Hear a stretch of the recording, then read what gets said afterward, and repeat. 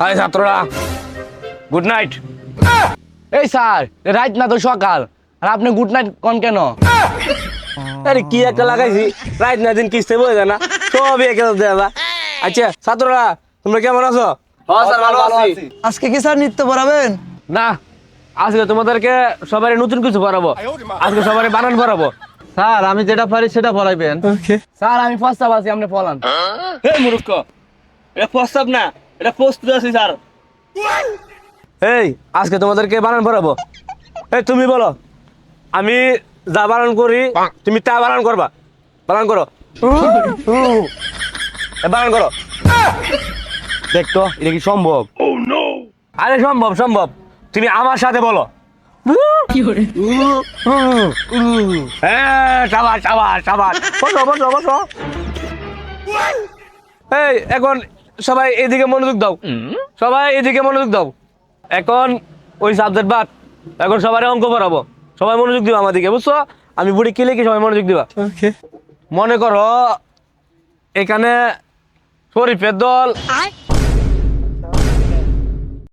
আর রূপকের দল খেলা হয়েছে। শরীফ দল গোল দিছে 5টা, হ্যাঁ, আর রূপকের দল গোল দিছে 4টা। তাহলে এখানে শরীফ জিতলো। এখন কথা হইলো, এই দল থেকে যদি কেউ ডায়রিয়া হয় তাহলে কি ট্যাবলেট খাইব? দেখতো কই জিনিস কই লাগাইছে। স্যার এটা আমরা কেমনে কইয়াম? পাতলা পায়খানা কেমনে ভালো হবে ডাক্তার না জানে, কি ওষুধ দিব? হ্যাঁ, এর দেখতে কই পড়ালে আমাদের মনোযোগ দে, একটা পড়ালে আমাদের মনোযোগ দেস না।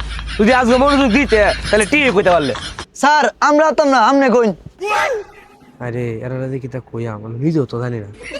আচ্ছা ওষুধ কইলে কই যাইব? ডাক্তারের কাছে।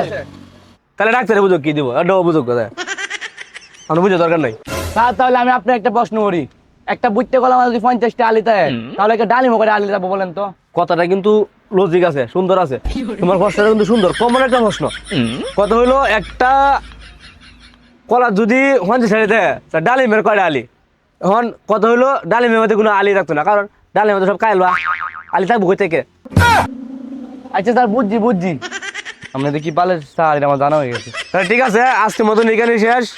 পরের দিন এখান থেকে শুরু হবে, সব উল্টোপাল্টা প্রশ্নের উত্তর দেওয়া হবে। ঠিক আছে, আজকে সবাই চলে যাও, সবাই ছুটি। কি বালের পড়া, বালের স্যার।